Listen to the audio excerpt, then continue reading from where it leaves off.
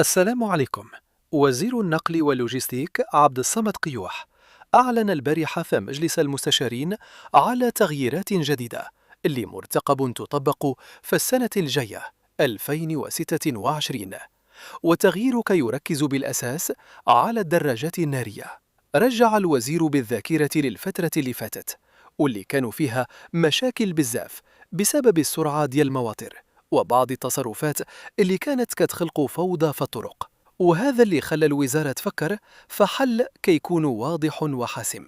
أول قرار قال عليه هو أنه رخصة السياقة غادي تولي إجبارية لأي دراجة نارية كتفوق سعة 50 سنتي مكعب، يعني أي موتور فوق 50 سي سي خاصو بيرمي، ولكن الرخصة غادي تكون مخففة باش ما تكونش عائقا على الناس، خصوصا وأن أغلب اللي كيسوقوا المواطر من الفئة المتوسطة أو حتى الهشة. حتى الثمن غادي يتبدل، بحيث غادي ينتقل من 3000 درهم تقريبا إلى مبلغ بين 200 و 300 درهم فقط.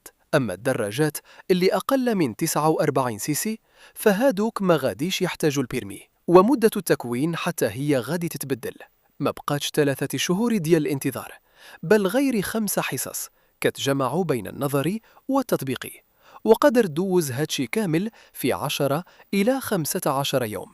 هاد القرار حسب الوزير الهدف منه هو تقليل من الحوادث الخطيرة اللي ولات المواطر سبب مباشر فيها، وبعضها حوادث مميتة. ولكن السؤال اللي بقى مطروح، واش هاد القرار غادي يطبق فعلا في 2026؟